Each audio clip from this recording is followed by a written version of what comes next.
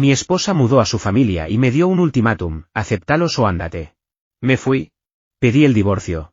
Cuando quiso volver, le dije: ya elegí. Ándate vos también. Tengo 33 años y hace 3 días abandoné mi matrimonio. Todavía estoy tratando de procesarlo todo. Mi esposa tiene 31. Estuvimos casados 4 años y juntos 6. La casa donde vivíamos estaba a su nombre porque, cuando nos mudamos 2 años atrás, su historial crediticio era mejor que el mío. La renta mensual era de $2,400. El detalle es que yo pagaba $2,000 todos los meses. Ella aportaba 400 con lo que ganaba en su trabajo de medio tiempo en una tienda, donde recibía alrededor de $1,800 al mes. Yo gano unos $75,000 al año como gerente de proyectos de TI. El acuerdo funcionaba. Yo cubría casi todos los gastos y ella se encargaba de las compras y sus gastos personales. No era una división perfecta, pero era funcional. Además, estábamos ahorrando para comprar una casa. Bueno, en realidad yo estaba ahorrando. Tenía unos $28,000 separados para el pago inicial. El martes pasado llegué del trabajo alrededor de las 6 de la tarde. Al entrar, encontré a mi esposa sentada en la mesa de la cocina con su madre y su hermana menor, de 28 años. Eso ya me pareció extraño. Su madre vivía a 2 horas de distancia y su hermana al otro lado del país. No tenía sentido que estuvieran allí un martes cualquiera. Tenemos que hablar, dijo mi esposa. Me senté. Está bien. ¿Qué pasa? Su madre habló primero. Dijo que estaba perdiendo su apartamento porque la renta le había subido $600 y no podía pagarla con su pensión por discapacidad. Luego su hermana agregó que acababa de perder su trabajo y que ya no podía sostener la renta en la ciudad donde vivía. Necesitaba reorganizarse. Las miré a las 3 esperando alguna explicación razonable. No llegó. Mi esposa me tomó la mano y dijo: así que se van a mudar con nosotros. Tiene sentido. Tenemos 3 habitaciones. Ellas necesitan ayuda. Somos familia. Retiré mi mano. Espera. ¿Decidiste esto sin preguntarme? Te estoy diciendo que va a pasar. Son mi familia. ¿Por cuánto tiempo estamos hablando? Su madre dijo que hasta encontrar algo más económico. Tal vez 6 meses. Su hermana dijo algo parecido, hasta conseguir otro trabajo y ahorrar para el depósito y el primer mes de renta. Quizá 6 meses, quizá 1 año. 1 año. Tal vez más, porque todos sabemos que ese tipo de plazos casi siempre se extienden. ¿Y mi opinión dónde queda? Pregunté. La expresión de mi esposa se endureció. Son mi familia. Mi nombre está en el contrato. Si no puedes apoyar a la familia cuando lo necesita, quizá deberíamos reconsiderar nuestra relación. Ahí estaba el ultimátum, frente a su madre y su hermana, que asentían como si todo aquello fuera perfectamente razonable. Me quedé sentado unos 10 segundos. Pensé en los próximos 6 meses o 1 año compartiendo la casa con mi suegra y mi cuñada. Sin privacidad. Con mi dinero manteniendo a 4 adultos en vez de 2. Y todo mientras mi esposa me hacía quedar como el villano por atreverme a objetar. Está bien, dije. Ella parpadeó. ¿Está bien qué? Está bien. Terminamos. Si así quieres manejarlo, se acabó. El silencio fue absoluto. La mandíbula de su madre cayó. ¿Qué acabas de decir? Mi esposa se levantó. ¿Vas a destruir nuestro matrimonio por esto? No. Tú me diste un ultimátum. Yo estoy aceptando una de las opciones que me diste. Dijiste que si no podía aceptarlo, esto terminaba. No puedo aceptarlo. Entonces se termina. No quise decirlo así. Entonces no debiste decirlo. Le recordé que había tomado una decisión unilateral sobre nuestra casa, que había usado el contrato a su nombre para dejar claro que mi opinión no importaba, y que encima me había dado un ultimátum. Así que elegí la puerta. Me levanté, fui al dormitorio y empecé a empacar. Las 3 me siguieron, hablando al mismo tiempo. Mi esposa decía que estaba siendo ridículo. Su madre repetía que eso era el matrimonio, apoyar a la familia. Su hermana me acusó de abandonarlas justo cuando necesitaban ayuda. Yo seguí guardando ropa, artículos de aseo, mi laptop y documentos importantes. Tardé unos 40 minutos en sacar lo esencial. Para entonces mi esposa ya estaba llorando. ¿A dónde vas a ir? A un hotel esta noche. Mañana veré qué hago. No puedes irte así. Mírame. Luego le dije, el contrato está a tu nombre, como tú misma dijiste. Así que ahora es tu problema. Si quieres mudarlas, hazlo. Pero yo no voy a pagar por eso. Su madre se me puso enfrente. Estás casado. Tienes obligaciones. Y ella acaba de decirme que no tengo voz en mi propia casa. No pueden tenerlo de las 2 formas. Tomé mis bolsas y salí. Ellas se quedaron en la entrada mientras mi esposa me gritaba que era egoísta y que la estaba abandonando. Manejé hasta un Hampton Inn, hice el registro y me senté en la cama intentando respirar. Mi teléfono empezó a explotar de inmediato. Llamadas de mi esposa. Mensajes de ella, de su madre y de su hermana. Lo apagué y me dormí. A la mañana siguiente llamé a un compañero de trabajo que está atravesando un divorcio. Me recomendó un abogado. Pedí una consulta para el viernes. El jueves encendí de nuevo el teléfono. Tenía 86 mensajes. No voy a repetirlos todos, pero el resumen era claro. Mi esposa, por favor, vuelve a casa. ¿Podemos hablar? Mi esposa, estás exagerando. Mi esposa, ¿cómo se supone que voy a pagar la renta? Su madre, eres una vergüenza. Abandonas a tu esposa cuando más te necesita. Su hermana, espero que estés feliz dejando a 3 mujeres en la calle. Ese último mensaje me hizo reír. ¿En la calle? Tenían una casa completa. Lo que no tenían era dinero suficiente para pagarla. No respondí. Fui a trabajar, hice mi trabajo y mantuve el teléfono en silencio. La consulta con el abogado el viernes fue reveladora. Como la casa estaba solo a nombre de ella y era una renta, yo no tenía obligación de seguir pagando. Me aconsejó documentar todo, especialmente el ultimátum y la decisión tomada sin consultarme. Esa noche le mandé un único mensaje a mi esposa. Lo dije en serio. Terminamos. Consigue un abogado. Toda comunicación será a través de ellos desde ahora. Después bloqueé su número, el de su madre y el de su hermana. Encontré un departamento decente de una habitación al que podía mudarme en 2 semanas. La renta era de $1,400 al mes, más barata que lo que yo ya estaba pagando antes. Y entonces la realidad empezó a caerles encima. Se acercaba el primero del mes. La renta de $2,400 estaba por vencer. Mi esposa ganaba $1,800. Su madre recibía quizá $1,200 por discapacidad. Su hermana no tenía ingresos. Incluso juntando todo, les faltaban $600 solo para la renta, sin contar servicios, comida ni nada más. Lo extraño es que yo me sentía tranquilo. Pensé que estaría destrozado, pero sobre todo me sentía libre. Ellas tomaron una decisión. Ahora tenían que vivir con ella. Actualización 1, una semana después. Ha pasado una semana desde que me fui. El primero del mes llegó y por lo que supe a través de amigos en común, todo salió tan mal como era de esperarse. Mi esposa intentó llamarme desde diferentes números. Los bloqueé todos. El miércoles por la tarde apareció en mi trabajo. Seguridad la detuvo en el vestíbulo.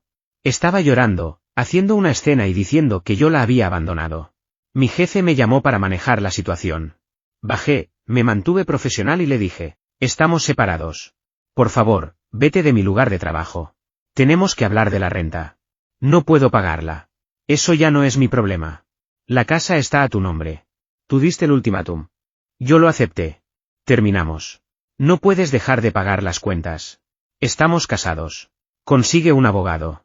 Toda comunicación será por esa vía. No voy a discutir esto aquí. Seguridad la escoltó afuera. Mi jefe me apartó después, preocupado. Le expliqué brevemente la situación, mi esposa quería mudar a su madre y a su hermana, me dio un ultimátum y me fui. Lo entendió y me dijo que, si ella aparecía otra vez, Seguridad se encargaría. El jueves llegó el primer contacto legal. Su abogado envió una carta al mío exigiendo que yo siguiera pagando los gastos matrimoniales, incluyendo renta, servicios y comida. Mi abogado se rió cuando me la leyó por teléfono. La casa no está a tu nombre. No tienes obligación legal sobre ese contrato. Y ella fue quien lanzó el ultimátum que terminó la relación. Dime algo, ¿ya mudó a su familia? Le dije que no sabía, porque no había vuelto. No importa, respondió. Su caso es débil. Voy a contestar, pero esto es bastante claro. El viernes por la noche recibí varios mensajes desesperados desde un número que no tenía bloqueado. Era su hermana. Decía que tenía que ayudar con la renta, que su madre había tenido que pedir dinero prestado y que no podía pagarlo. Decía que las iban a desalojar por mi culpa.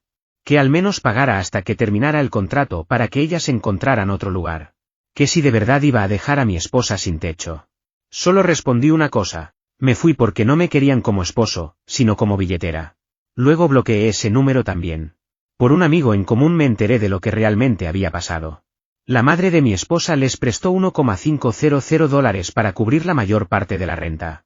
Pero ella no tenía ese dinero disponible, así que pidió un préstamo rápido con 30% de interés. Ahora las 3 están viviendo juntas en la casa, y según dicen, la tensión ya empezó. Su madre y su hermana están peleando por quién se queda con qué habitación. Mi esposa está entrando en pánico porque ya entendió que no pueden sostener esa situación. Incluso con el préstamo, siguen cortas de dinero, y ese préstamo debe pagarse.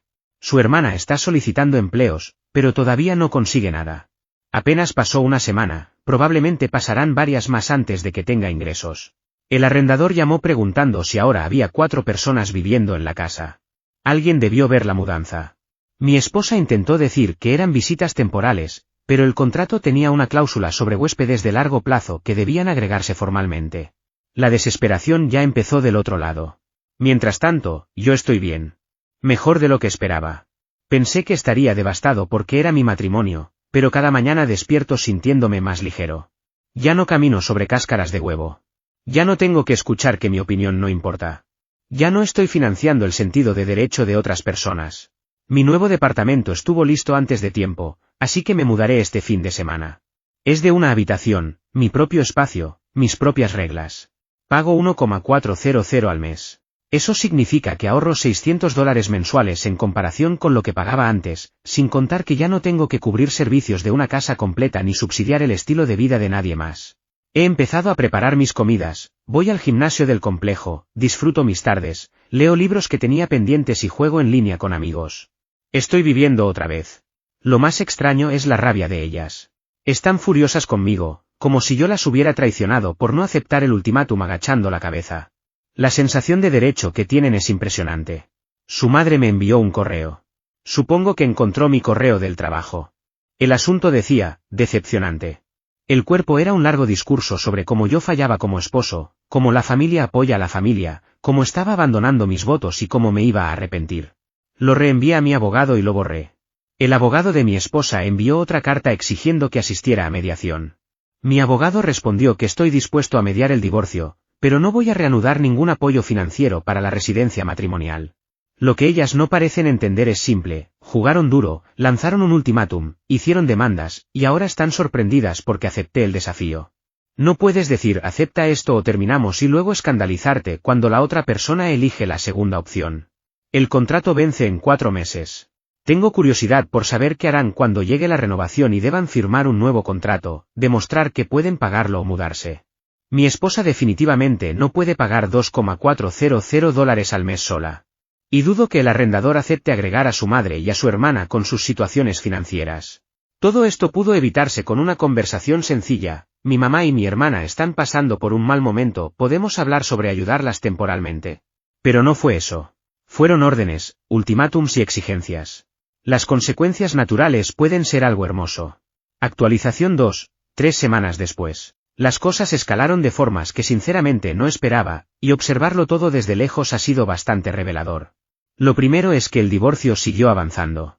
Mi abogado presentó la documentación correspondiente. El abogado de mi esposa intentó argumentar que yo había abandonado el hogar conyugal y que, por lo tanto, debía seguir pagando la renta hasta que el divorcio fuera definitivo. La estrategia no funcionó. El juez no se mostró convencido en ningún momento, especialmente cuando mi abogado presentó los mensajes donde mi esposa dejaba claro que la vivienda era suya, porque el contrato estaba únicamente a su nombre y donde me había dado el ultimátum. La resolución fue simple, no tenía obligación de pagar la renta de una propiedad que legalmente no estaba a mi nombre, sobre todo considerando las circunstancias de la separación. La única condición fue que mantuviera su seguro médico hasta que el divorcio concluyera. Eso representaba unos $80 mensuales adicionales, algo que acepté sin problema. Fuera de eso, la separación financiera fue prácticamente total. Según me contaron después, mi esposa perdió el control al salir de la audiencia. Su abogado tuvo que tranquilizarla mientras ella gritaba que yo la había atrapado y que no sabía cómo iba a pagar la renta. Por lo visto, su propio abogado le recordó que así no funcionaban las cosas y que quizá debió pensar en las consecuencias antes de lanzar un ultimátum. Pero lo verdaderamente interesante vino después. 2 semanas después de mi salida, su hermana consiguió trabajo.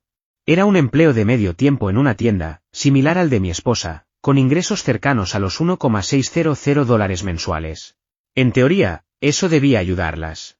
En la práctica ocurrió lo contrario. Resulta que, apenas empezó a trabajar, decidió que necesitaba un automóvil. Argumentó que el transporte público de la zona era deficiente y que no podía depender de él para llegar al trabajo. El problema era evidente, No tenía ahorros, tenía mal historial crediticio y tampoco podía acceder sola a un préstamo. Así que convenció a mi esposa para que firmara como aval. Desesperada por mantenerla en la casa para ayudar con los gastos, mi esposa aceptó. Terminaron financiando un Honda usado con cuotas mensuales de $380. Piénsenlo por un momento. Ya estaban ahogadas económicamente y aún así agregaron otra obligación financiera considerable. La hermana prometió hacerse cargo de las cuotas, pero legalmente quien respondería si ella dejaba de pagar sería mi esposa. Me enteré por el mismo amigo en común que había una guerra constante dentro de esa casa. Después de firmar el préstamo hubo una discusión enorme. La madre acusó a ambas de ser irresponsables. Mi esposa lloraba diciendo que no tenía alternativa. La hermana insistía en que necesitaba el vehículo y que no era culpa suya que todo fuera tan caro. Las cuentas simplemente no cerraban. Mi esposa ganaba $1,800. La renta costaba $2,400. Eso ya representaba un déficit de $600 antes de pagar electricidad, agua, internet, comida o combustible. La madre recibía unos $1,200 por discapacidad, pero casi todo se iba en sus propios gastos y en devolver el préstamo que había solicitado para cubrir la renta. La hermana ganaba $1,600, pero después de pagar el automóvil le quedaban aproximadamente $1,220. Era una situación insostenible. La tercera semana llegó otro problema. El propietario realizó una inspección.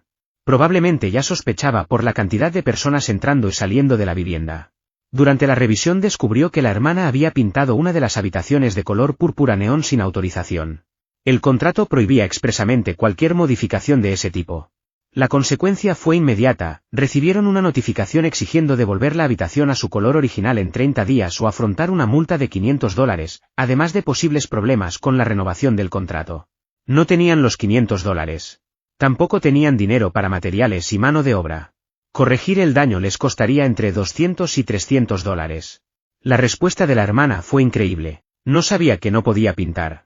Ahora esa habitación es nuestra. Al parecer, la sensación de derecho venía de familia.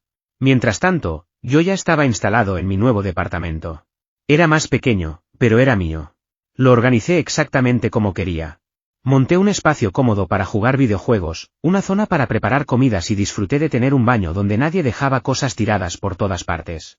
La diferencia económica era impresionante. Después de pagar renta, servicios, comida y combustible, seguía ahorrando entre $800 y $1,000 cada mes. El fondo que había creado para comprar una casa comenzó a crecer nuevamente. Por primera vez en mucho tiempo sentía que avanzaba hacia mis propios objetivos. Un día mi esposa intentó contactarme a través de un conocido. Mandó un mensaje diciendo que entendía que yo estaba molesto, que me extrañaba y que las cosas se habían vuelto muy difíciles. Mi respuesta fue corta: finalicemos el divorcio. Esa es la solución. No teníamos hijos. No compartíamos propiedades. No existían deudas conjuntas importantes. Lo único que realmente debíamos repartir eran algunos muebles y la devolución de impuestos del año anterior. El reembolso era de unos $3,400. Nos correspondían $1,700 a cada uno. Su abogado incluso intentó argumentar que yo debía entregarle mi parte para ayudarla con los gastos. Mi abogado cerró el tema de inmediato. La ley establecía una división equitativa y punto final. La audiencia definitiva quedó programada para el mes siguiente. Después de eso, sería completamente libre. Poco tiempo después me encontré con una de sus primas en el supermercado. Intentó darme el típico discurso sobre la lealtad familiar. ¿De verdad vas a abandonarla cuando su familia necesita ayuda? Respondí con calma. Ella eligió a su familia por encima de nuestro matrimonio cuando me dio aquel ultimátum. Yo solo estoy respetando esa decisión. Pero está pasando dificultades. ¿No te importa? Me importa que me trataran como una cuenta bancaria y no como un compañero de vida. Las decisiones tienen consecuencias. Me llamó frío. Yo le respondí: no soy frío. Solo dejé de permitir que me pisotearan. Se marchó molesta. Lo curioso es que nadie de su lado parecía comprender algo muy básico. Yo no creé el problema. Simplemente reaccioné a él. Ella decidió mudar a su familia sin consultarme. Ella afirmó que mi opinión no importaba. Ella lanzó el ultimátum. Yo solo acepté las condiciones que ella misma estableció. Y cuando las consecuencias comenzaron a aparecer, de repente yo era el villano por negarme a rescatarlas. La falta de autocrítica era impresionante. Actualización final, 6 semanas después. El divorcio ya es oficial. Hace 3 días quedó firmado y aprobado. La audiencia duró apenas unos 15 minutos. El juez revisó el acuerdo, confirmó que ambos entendíamos los términos y dio su aprobación. Mi exesposa parecía devastada. Yo no sentí absolutamente nada. La devolución de impuestos se dividió en partes iguales, tal como estaba acordado. Guardé mis $1,700 en mi fondo de ahorro. Ella probablemente los utilizó para sobrevivir un mes más. Sin embargo, los verdaderos problemas comenzaron poco después. 4 semanas antes de la audiencia final, su madre sufrió una emergencia médica. No fue algo que pusiera en riesgo su vida, pero sí necesitó atención hospitalaria y tratamientos posteriores. Aunque tenía cobertura médica, hubo copagos y medicamentos que representaron unos $800 adicionales. Dinero que no tenían. Por primera vez dejaron de pagar la renta a tiempo. El propietario envió una notificación formal exigiendo el pago inmediato. Mi exesposa me llamó. No contesté. Dejó un mensaje suplicando ayuda. Prometía devolverme el dinero. Prometía encontrar una solución. No respondí. Ese ya no era mi problema. Lograron reunir el dinero gracias a otro préstamo conseguido por la hermana, pero quedaron bajo vigilancia permanente del propietario. 2 semanas más tarde recibieron el golpe definitivo. El contrato no sería renovado. Las razones eran múltiples: ocupantes no autorizados, modificaciones sin permiso, retrasos en los pagos y exceso de personas viviendo en la propiedad. Tenían 2 meses para marcharse. Y encontrar otro lugar resultó mucho más difícil de lo que imaginaban. Mi exesposa tenía antecedentes de retrasos en el pago.